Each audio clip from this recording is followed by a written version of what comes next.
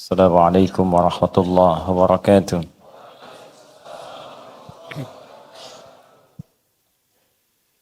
الحمد لله رب العالمين الذي أقسم في قرآنه الكريم بقوله والفجر وليال عشر، ثم فضل الفجر بقوله وقرآن الفجر إن قرآن الفجر كان مشهودا.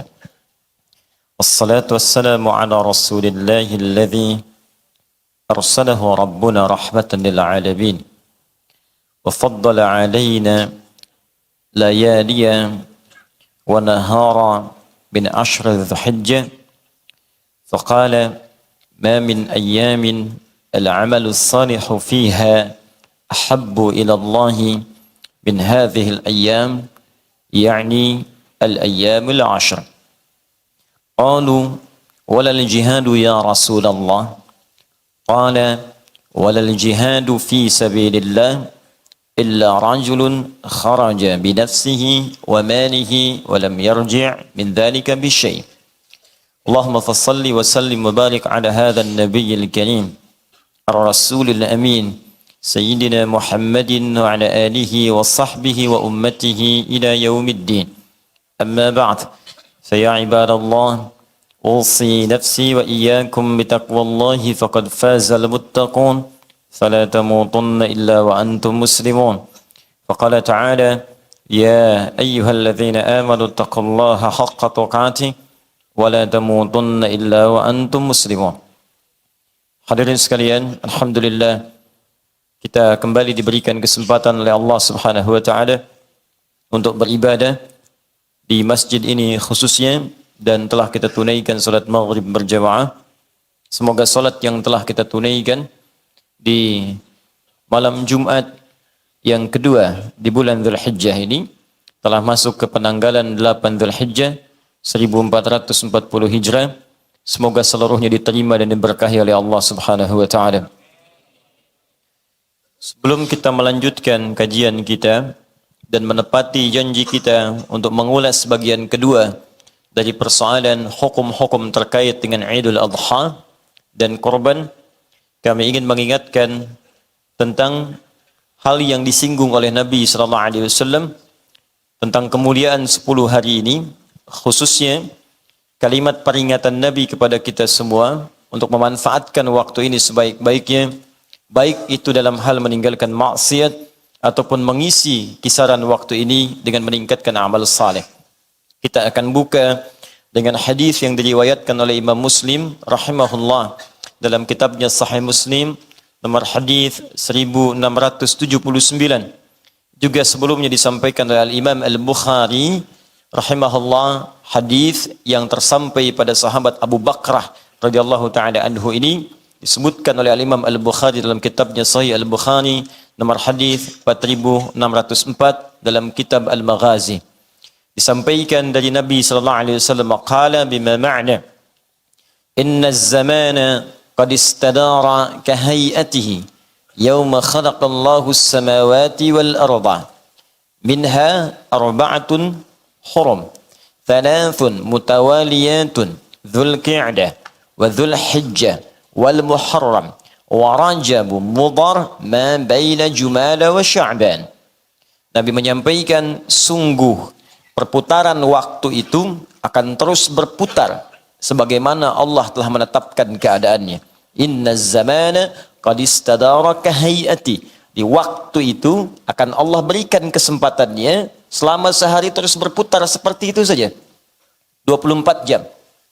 Tidak ada yang berubah dari segi waktunya. Setiap hari Allah kasih kesempatan. Makanya kalau antum lihat jarum jam dimanapun itu berputarnya begitu aja, kan nggak ada angkanya yang berubah. Ya, dari paling atas 12, 1, 2, 3 sisi paling kanannya, kemudian sampai ke 6 paling bawah, 9 ke kirinya, ke atas lagi 12. Kan di situ-situ saja.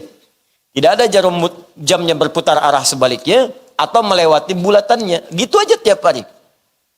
Apa yang kemudian menjadikan nilai kita berubah, nilainya di sisi Allah Subhanahu wa taala, isyarat nabinya, perbuatan kita yang mengisi waktu itu. Kalau waktu kan tiap hari begitu-begitu saja. Ya, kalau selesai malam, muncul siang. Selesai siang, muncul malam. Bergantian saja. Inna fi khalqis samawati wal ardh wa ikhtilafil laili wan nahar. Jadi, siang malam gantian saja. Siang selesai, malam tiba. Malam tuntas, siang muncul. Selesai. Perbedaannya adalah, apakah itu menjadi tanda bagi kita untuk mendekatkan diri kepada Allah? Cara mendekatkan diri kepada Allah, tandanya disebut dengan ayat. Cara mendekatkan diri pada tempat, tandanya disebut dengan alamat. Karena itu kalau Anda ingin mendekat kepada sebuah tempat atau suatu tempat, Anda bertanya di mana alamatnya. Dan Anda tidak akan bertanya di mana ayatnya. Saya mau pergi ke Masjid Al-Ihsan, bisakah tunjukkan kepada saya di mana ayatnya? Orang akan bingung. Anda ini mau cari dalil apa cari masjid? Ya, Anda akan tanyakan di mana alamatnya. Lalu disampaikanlah. Alamatnya sekian, sekian, sekian, sekian, silahkan ditempuh. Anda akses, tanyakan pada Ustadz Google atau Ustazah Wazir. Ya, lalu ditunjukkan kepada Anda. Begini cara mengikutinya sampai ke tujuan. Itu alamat namanya. Tapi kalau ayat, tanda yang mendekatkan seseorang dengan Allah Subhanahu wa Ta'ala. Rabbul Alamin, Khalik, pencipta semua makhluk. Disebut dengan ayat. Karena itu semua hal yang tersebut dengan ayat akan mendekatkan kita dengan Allah. Al-Quran isinya disebut dengan ayat. Karena setiap kita baca Al-Quran, keadaan kita lebih dekat dengan Allah. Karena itu Allah firmankan dalam Al-Quran surah ke-8 Al-Anfal ayat yang kedua. Innamal mu'minuna alladhina idza dzukirallahu wajilat qulubuhum wa idza tuliyat alaihim ayatuhu zadathum imana wa ala rabbihim yatawakkalun. Sungguh orang-orang beriman itu, tanda pertamanya, kalau disebutkan nama Allah, ada getaran dalam jiwanya. Ada sinyal, ada ketersambungan. Begitu disebutkan nama Allah, Allah terdengar oleh telinganya, sampai ke jiwa, ada getaran tuh. Ada sensasi yang berbeda ke dalam hati kita. Nah, itu namanya iman. Ya, getaran di hati itu iman. Jadi kalau disebutkan nama Allah, nggak ada sebuah getaran dalam jiwa kita. Tidak ada respon dalam hati kita, itu tandanya imannya sedang bermasalah. Karena itu setiap hari Allah menguji kita 5 kali dalam sehari untuk mengecek iman itu masih ada nggak. Diperdengarkan lewat suara adzan. Ya, subuh, Allahu Akbar, Allahu Akbar. Begitu terdengar, hati kita akan berkata, sudah adzan nih. Nah, itu tandanya masih ada iman dalam jiwa.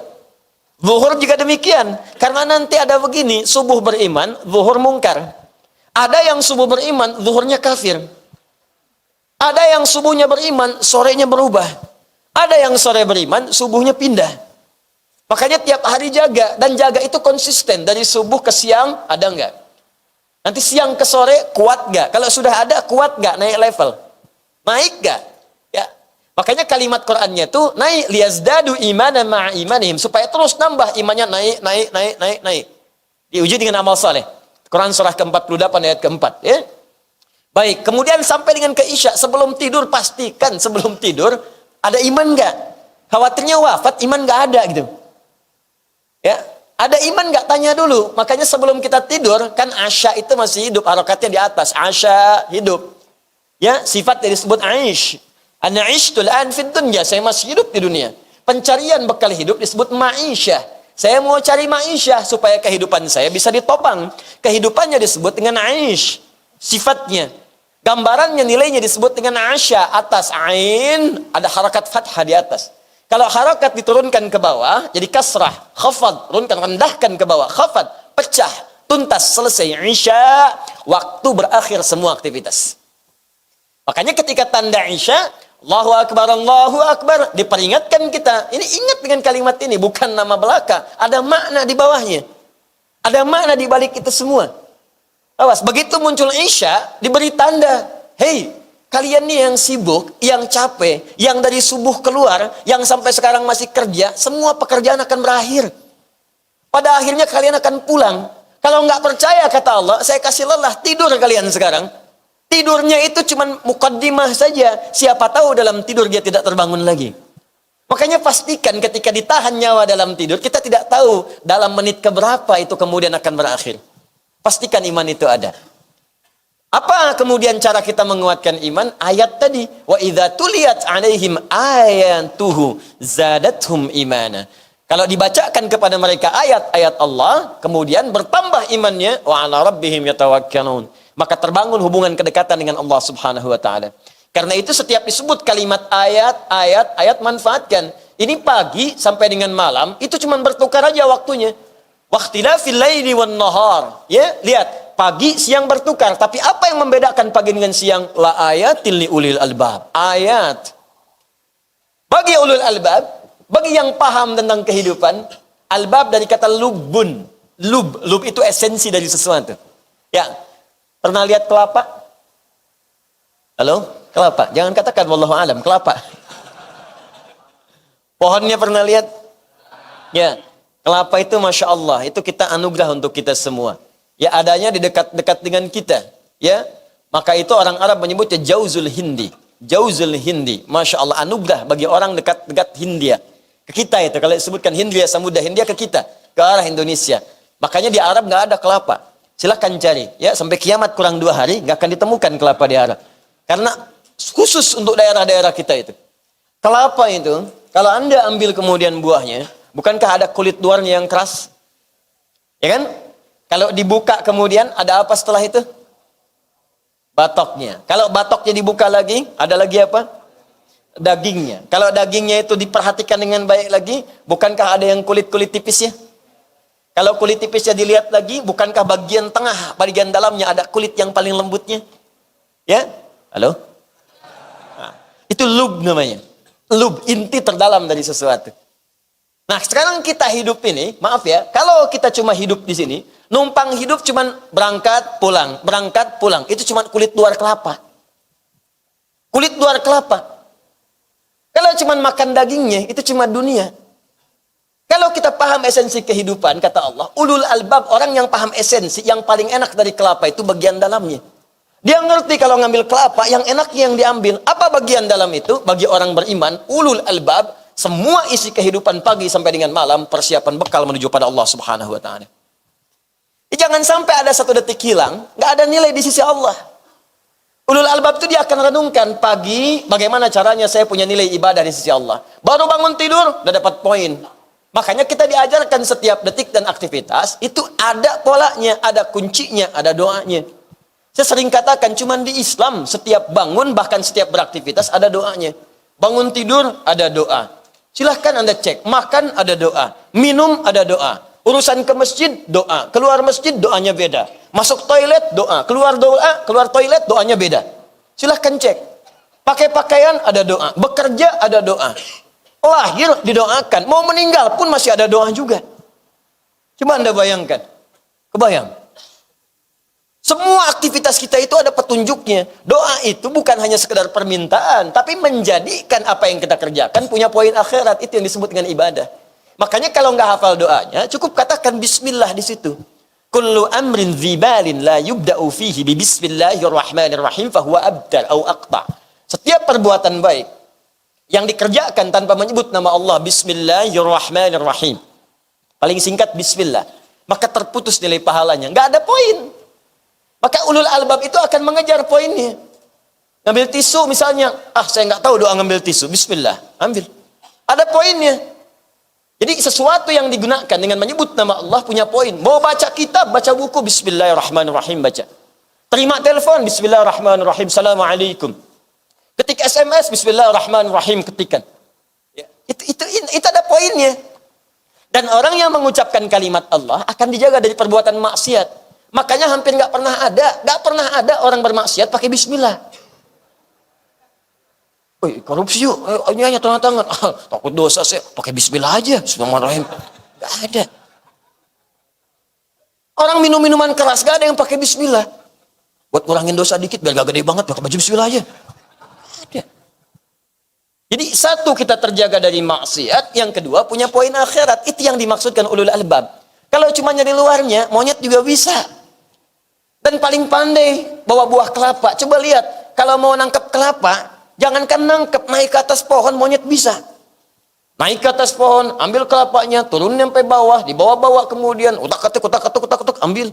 Jadi kalau cuma nangkep luarnya aja, monyet bisa. Jadi kalau ada orang hidup dari pagi sampai dengan malam, cuma nyali kulit luar dunia, itu sama dengan apa? Sama dengan nggak paham unsur kehidupan. Saya nggak bilang monyet. Dia nggak paham hidup. Kalau cuma begitu, binatang juga mampu, mesti ada beda di situ. Makanya kata Nabi, ayo cepat evaluasi diri kita. Setiap waktu mesti punya nilai. Ayo bangun tidur punya nilai. Waktu bangun ada nilainya enggak? Waktu beraktivitas punya nilai enggak? Sampai mau tidur pastikan kita punya nilai di sisi Allah Subhanahu wa taala. Nah, ada nilai itu kadang-kadang kan sama ya. Kalau dalam ujian kan nilai-nilai kadang nilainya beda-beda tuh kadarnya. Yang ini poinnya 10, yang ini poin 20. Pertanyaan khusus poinnya langsung 80. Makanya kami saat ujian di Timur Tengah, itu teman-teman soalnya cuma 3. Tapi satu itu tulisan jawaban bisa 3 lembar. Ya, tapi dikasih poin. Mau ngejar poin berapa? Paling tinggi 100. Dari 3 itu, nomor 1 poinnya 50. Nomor 2 cuma 30. Nomor 3 50 lagi. Kalau jawab nomor 1, silahkan dapat poin 50. Cuman jawabannya 3 lembar. Nomor 2 dijawab, silahkan dapat poin 30. Jawabannya cuma setengah halaman. Poin 3 tinggi juga, 50 juga, kadang-kadang kasih 60 atau 70. Cuman ketika dijawab 5 lembar. Kan? Anda mau pilih yang mana? Ada orang, yang penting dapat poin lah, nggak apa-apa 30 juga setengah halaman jawab. Yang penting dapat poin. Ada orang ngukur, saya pengen 100. Nggak apa-apa, 50 dulu supaya aman, masih ada waktu, kejar yang 70. Kalau nggak nyampe 70, nyangkutnya jelas. 60, 50, 30. Dapat poin 100-nya agak cepat. Kalau nggak nyampe 70, ya udahlah, sini 50, sini 40, 90. Tapi kalau saya kejar 30, waktu habis, nyangkutnya nggak jelas. Sama dengan dunia juga begitu. Dari setiap perjalanan kita itu, ada yang poinnya digandakan oleh Allah Subhanahu wa taala. Muncul bulan 9, disebut dengan Ramadan. Begitu sampai Ramadan, poin naik. Amalan berganda. Dirugi kalau orang nggak beramal di bulan Ramadan. Kemudian turun Ramadan, muncul Syawal. Syawal selesai Dzulqa'dah. Begitu Dzulhijjah, di situ kata Nabi ada poin yang sangat besar. Poinnya sangat luar biasa. Seperti saya sampaikan di pertemuan lalu, orang-orang yang memberikan nilai-nilai kehidupan penting di sini dan punya nilai di sisi Allah, nilainya langsung digandakan. Kalau berbuat baik senilai dengan jihad fi sabilillah. Baca Al-Quran setara dengan jihad. Biasanya baca Al-Quran satu hurufnya 10. Man qara'a harfan min kitabillahi, At-Tirmidzi nomor hadis 2910. Siapa yang membaca satu huruf saja dari kitabullah falahu asyru hasanat. Dia mendapatkan setiap hurufnya 10 kebaikan. Baca Anda Qaf 10. Baca di Ramadan Qaf kali 10 lagi 100. Tapi baca di bulan Dzulhijjah dan waktunya hanya 1 sampai 10 Dzulhijjah saja. 1 sampai 10. Pahalanya bukan 10 lagi, pahalanya bukan 100 lagi, pahalanya begitu dibaca Qaf jihad fi sabilillah. Sudah nggak ada ukuran. Nggak ada ukuran. Saya sering katakan kalau yang sampaikan ada hidayat, Anda bisa abaikan. Tapi kalau Nabi yang sampaikan dan status hadisnya sahih di kitab urutan nomor pertama, Sahih Al-Bukhari. Nomor 1. Dan ditegaskan di Sahih Muslim, urutan nomor 2. Dua-duanya thiqah. Kalau Al-Bukhari dan Muslim sepakat, nomor 1. Setelah itu Al-Bukhari saja, man farada bihil Bukhari. Setelah itu man farada bihil Muslim, Imam Muslim saja. Baru syarat Bukhari Muslim, syarat Bukhari, syarat Muslim. Setelahnya yang di bawahnya. Urutan ilmu hadis disebut dengan tabaqat namanya. Ini Al-Bukhari dengan Muslim sepakat. Terus Al-Bukhari meriwayatkan sendiri, Muslim meriwayatkan sendiri. Itu kuat statusnya. Hadisnya langsung dari Nabi. Anda bayangkan. Kalau kita isi Allahu Akbar, tinggal 2 hari lagi. Perbanyak bacaan Al-Quran. Kalau bisa bismillah semampu kita untuk menghatamkan. Ada yang menghafalkan alhamdulillah. Ada infak, kita berjuang bisa infak. Walaupun cuma 100 rupiah, 200 rupiah. Jihad, kapan lagi? Jihad. Masya Allah. Yang paling indah kan bertobat pada saat itu. Begitu tobat diampuni dosa. Terus beramal, wafat. Indah. Tobat. Pas ada kotak infak lewat, dimasukin. Meninggal. Gitu ya. Sampai mana tadi kotak infak tuh? Wafat. Jihad statusnya. Syahid. Allahu a'lam bis-shawab.